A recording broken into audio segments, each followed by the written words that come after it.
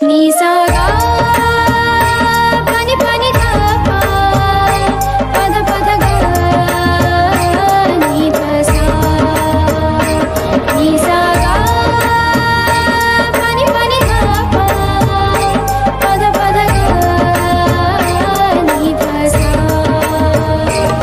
ही गाथा अस्तित्वाची शौर्याची पराक्रमाची ही गाथा अस्तित्वाची शौर्याची पराक्रमाची या मातीमधल्या कणाकणातील मौल्यवान रत्नांची या मातीमधल्या कणाकणातील मौल्यवान रत्नांची कर्तृत्व इथे गगनाला भिडे परिमोल जाणून घेऊ व्यक्तिविशेष. नमस्कार विद्यार्थी मित्रांनो, रेडिओ MPSC गुरुमध्ये मी RJ प्रिया तुम्हा सर्वांचं मनापासून स्वागत करते. विद्यार्थी मित्रांनो, आपण व्यक्तिविशेष हे सत्र ऐकत असतो. या सत्राअंतर्गत सामाजिक, कला, क्रीडा, विज्ञान, तंत्रज्ञान, साहित्य अशा सगळ्याच क्षेत्रात ज्या व्यक्तींनी मोलाची अशी कामगिरी केली आहे अशा व्यक्तींविषयी, त्यांच्या जीवन प्रवासाविषयी सविस्तरपणे जाणून घेत असतो. साहित्य विश्वात अशीच मोलाची कामगिरी करणारे मृत्युंजयकार शिवाजी सावंत यांच्याविषयी आज आपण सविस्तरपणे व्यक्तिविशेष या सत्रात जाणून घेणार आहोत. मित्रांनो, मला असं वाटतं तुम्ही आम्ही सर्वांनीच मृत्युंजय ही कादंबरी वाचली असावी. ही पौराणिक कादंबरी प्रत्येकाने वाचल्यानंतर त्याला आवडणार नाही असं होत नाही. तुमच्या माहितीसाठी म्हणून सांगते की या कादंबरीला 1990 साली साहित्याच्या नोबेल पुरस्कारासाठी नामांकन मिळालं होतं. विद्यार्थी मित्रांनो, या कादंबरीतलं प्रत्येक पात्र आणि पात्र शिवाजी सावंत यांनी जिवंत केलं आहे. मृत्युंजय ही कादंबरी वाचताना आपण पूर्णपणे या कादंबरीमध्ये हरवून जातो. चला तर मग आजच्या या व्यक्तिविशेष सत्रात जाणून घेऊया शिवाजी सावंत यांच्या जीवन प्रवासाविषयी. शिवाजी सावंत एक ख्यातनाम मराठी कादंबरीकार. त्यांचं संपूर्ण नाव शिवाजी गोविंदराव सावंत. त्यांचा जन्म कोल्हापूर जिल्ह्यातील आजरा या ठिकाणी 31 ऑगस्ट 1940 रोजी झाला. त्यांचं प्राथमिक आणि माध्यमिक शिक्षण आजऱ्यालाच झालं. प्रथम वर्ष BA पर्यंत शिक्षण घेऊन पुढे वाणिज्य शाखेतून त्यांनी पदविका घेतली. त्यानंतर कोल्हापूरच्या मा. राजाराम प्रशाले यामध्ये त्यांनी 1962 ते 1974 या दरम्यान अध्यापन केले. 1974 मध्ये ते पुण्यात स्थायिक झाले. तिथे त्यांनी महाराष्ट्र शासनाच्या शिक्षण खात्याच्या लोकशिक्षण ह्या मासिकाचे संपादक म्हणून त्यांची नियुक्ती करण्यात आली होती.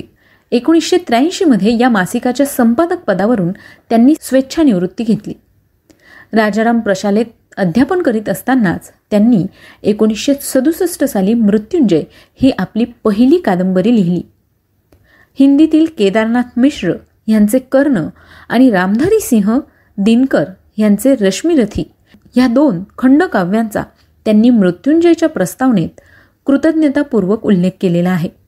या कादंबरीत कर्णाच्या अंतरंगात शिरून त्याच्या मनोविश्वाचा शोध घेण्याचा प्रगल्भ प्रयत्न त्यांनी केला आहे. महाभारताच्या विराट विश्वातून कर्णाला त्याच्या दुःखी यातनामय आयुष्याला त्याच्या अनेक संदर्भांसह वेगळे करून त्यांनी त्याची प्रतिमा साकारली आहे. कर्णामध्ये त्याच्या जन्माच्या आणि त्यानंतरच्या आयुष्यातील अपमानास्पद घटनांच्या प्रभावातून काही दोष निर्माण झालेले असले तरी तो एक सत्प्रवृत्त, समर्पणशील पण स्वाभिमानी पुरुष आहे. ज्या कुटुंबात तो आला त्या कुटुंबातली सर्व नाती तो अत्यंत प्रेमाने आणि जबाबदारीने सांभाळतो.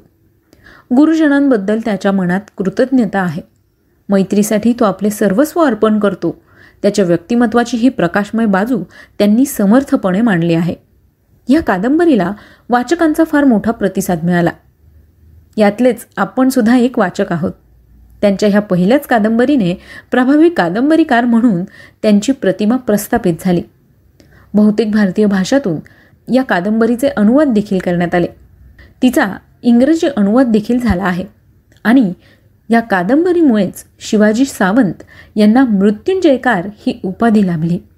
1979 मध्ये त्यांनी छावा आणि युगंधर 2000 साली लिहिली. ह्याही त्यांच्या अगदी महत्त्वाच्या कादंबऱ्या होत्या. छावा ही कादंबरी संभाजी महाराजांच्या जीवनावरची, तर युगंधर ही भगवान श्रीकृष्णाच्या जीवनावरची कादंबरी आहे. भव्योदात्त जीवनाबद्दल त्यांना वाटणारा आदर मृत्युंजय ते युगंधरपर्यंतच्या त्यांच्या 3ही कादंबऱ्यांमधून उत्कटपणे प्रकट होतो. छावामध्ये जनमानसात संभाजी महाराजांबद्दल निर्माण झालेली नकारात्मक स्वरूपाची प्रतिमा पुसून त्या जागी औरंगजेबाने दिलेल्या क्रूर मृत्यूदंडाच्या शिक्षेला धीरोदात्तपणे सामोरे जाणारे, आपले राजेपद जबाबदारीने आणि विवेकाने सांभाळणारे संभाजी महाराज ते उभे करतात. त्यासाठी संभाजी महाराजांच्या व्यक्तिमत्वाचा आणि त्यांच्या भोवतालच्या परिस्थितीचा ते मानसशास्त्रीय अंगाने विचार करतात. भारतीय ज्ञानपीठाने या कादंबरीचे हिंदी भाषांतर प्रसिद्ध केले आहे. श्रीकृष्णाच्या जीवनातले ते चमत्कार त्यांनी सांगितले आहेत ते वगळून श्रीकृष्ण दाखविणे हा युगंधर लिहिण्यामागचा त्यांचा हेतू होता. श्रीकृष्णासारखा एक माणूस भगवान पदापर्यंत पोहोचतो, त्याचप्रमाणे श्रीकृष्णासारखे आचरण आपण करू शकू असा विश्वास सर्वसामान्य जनमानसातही निर्माण होण्याची शक्यता आहे. हे लक्षात घेऊन तो विश्वास जागृत करण्याचा प्रामाणिक प्रयत्न आपण केला आहे, असे त्यांचे प्रतिपादन आहे. जीवनमूल्य नष्ट होत असताना आणि त्यामुळे सामाजिक विघटनाचा अनुभव येत असताना भारतीय मिथकांचा आणि इतिहासाचा आधार घेऊन मानवी जीवनातील आत्मिक शक्तींचा त्यांनी आपल्या कादंबरीतून पुरस्कार केला आहे. मृत्युंजय आणि छावा या कादंबऱ्यांची नाट्यरूपेही त्यांनी निर्माण केली. या साहित्यकृतींच्या व्यतिरिक्त सावंत यांनी जे लेखन केलं त्यात लढत आणि संघर्ष या 2 जीवन कहाण्यांचा अंतर्भाव होतो. तर संघर्ष ही प्रसिद्ध कामगार नेते मनोहर कोतवाल यांची जीवन कहाणी. आपल्या जीवनात हाती घेतलेल्या कामासाठी ध्यास घेऊन काम करणारी ही माणसं त्यांनी चित्रकथनासाठी योग्य वाटली. यात त्यांची उदात्ततेकडे पूर्णपणे झुकलेली मानसिकता पुन्हा एकदा प्रत्ययास येते. 1975 अशी मने असे नमुने आणि मोरावळा 1998 त्यांनी लिहिली.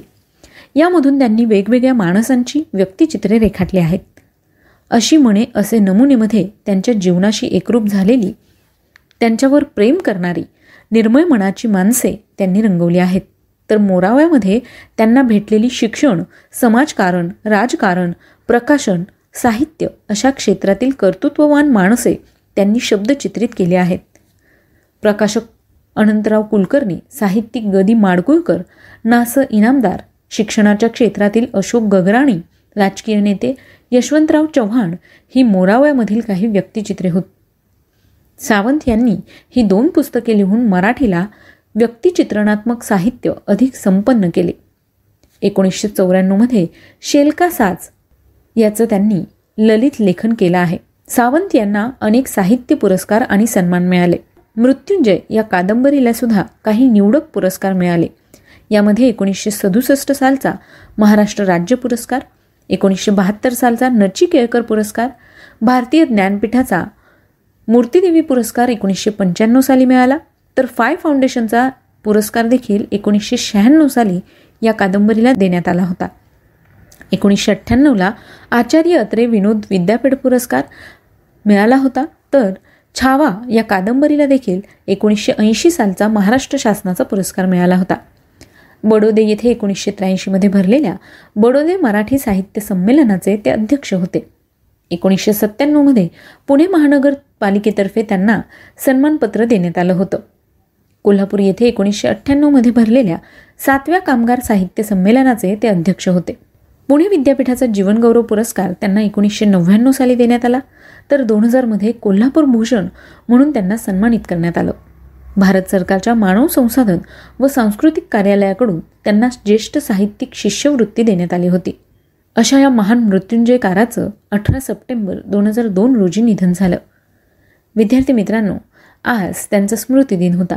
त्याच निमित्ताने आपण त्यांच्याविषयी सविस्तर माहिती जाणून घेतली. ही माहिती तुम्हाला कशी वाटली याबद्दल तुमचे फीडबॅक मात्र आम्हाला नक्की द्या.